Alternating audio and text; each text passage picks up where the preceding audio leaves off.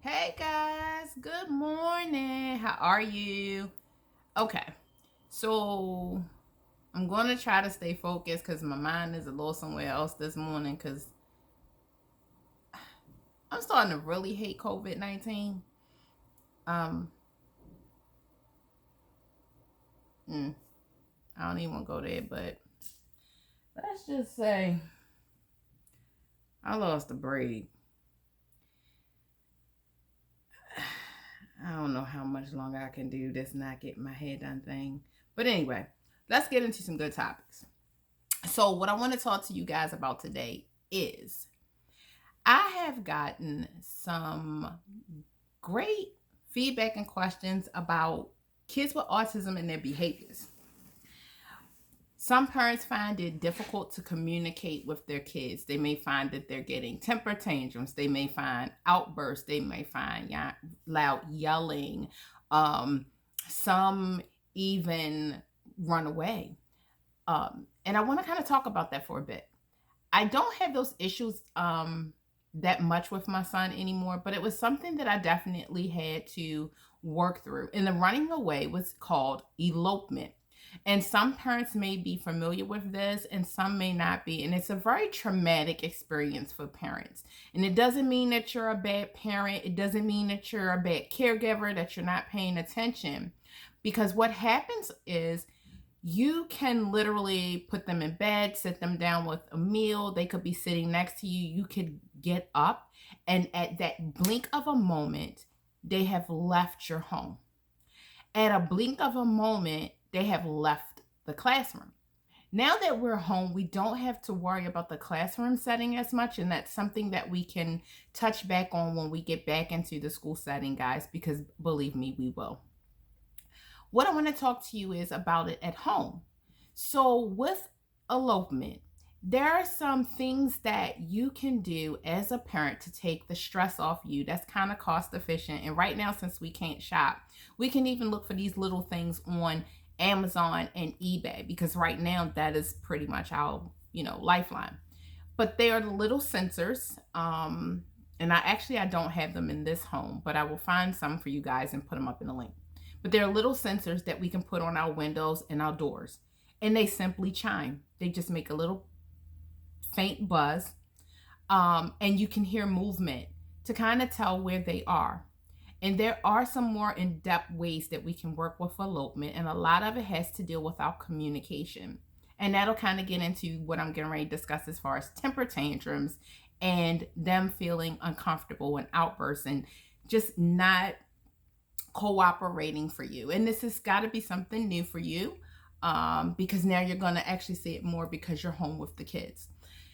A lot of times, what people fail to realize is our autistic children and adults have a higher sensitivity to everything around them: smells, touch, taste, levels, noise levels.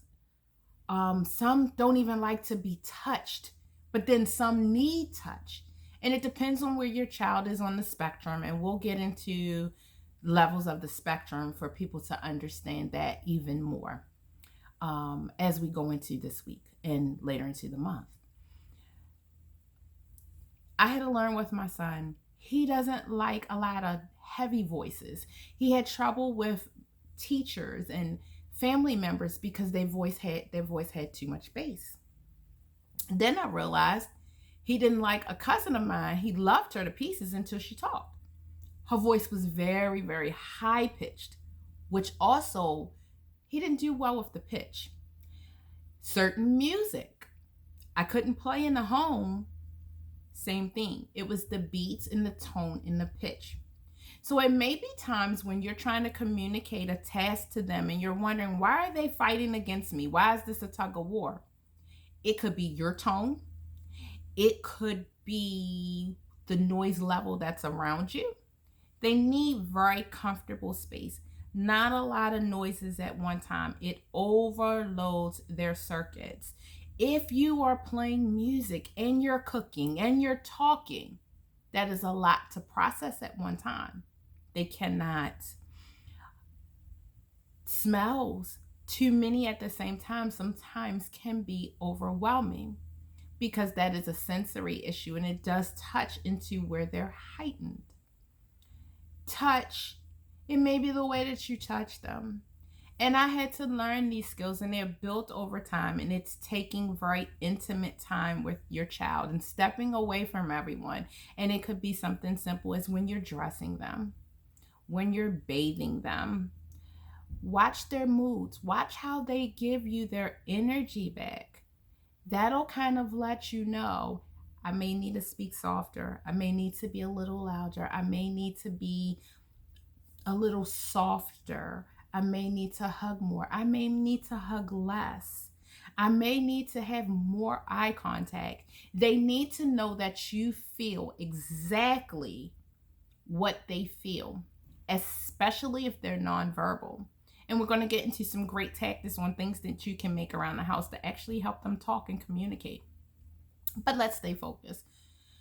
So guys, it is overwhelming to learn all of these things, and they come with time and they come with practice, and you have to be hands-on and get in there and get dirty, and you will cry and you will fail and you will do excellent, because being an autism parent is a task, because daily they change. But we also have to be healthy ourselves. And that means getting in touch with our feelings and our emotions and not feeling guilty, not feeling insufficient, and really learning ourselves. So guys, I have some really great things if you're readers, and I hope that you are. But let's start with the basics. I have 2 fun books for kids, and I'm going to post them in the link.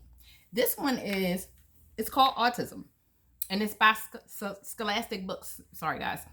And this is something that would actually be great in the school. And this is really simple. It's really, really kid friendly. And this could be great with siblings and cousins and even us sometimes. It's just basically a kid talking about what they feel with autism.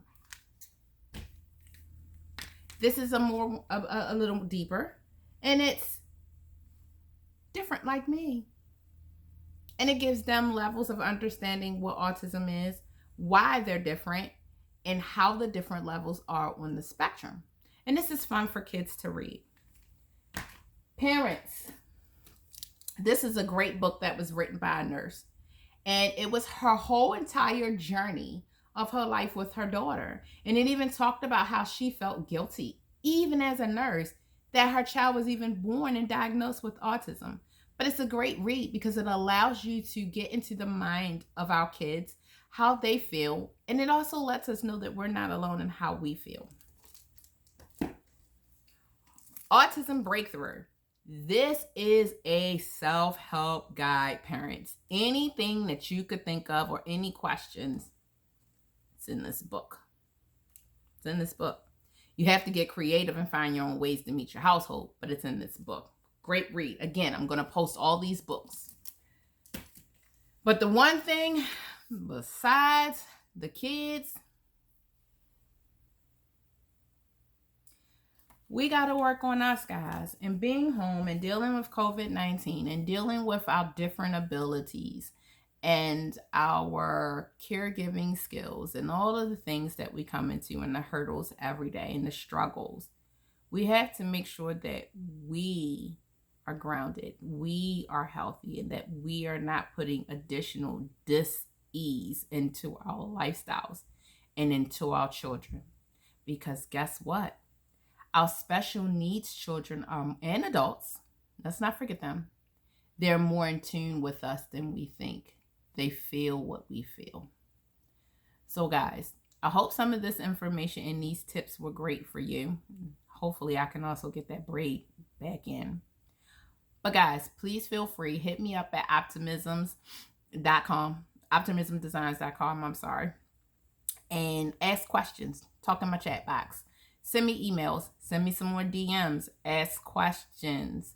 Share this video for family and friends. Come on over to YouTube if you want to really watch it again with other people and they don't have Facebook. Tell them go on to YouTube. But guys, this is going to be a month where we're really talking about our different abilities. So, have a great, great day. Love our people with autism. and love yourself. Know that you're amazing and know that I love you and we can do this. Gabe.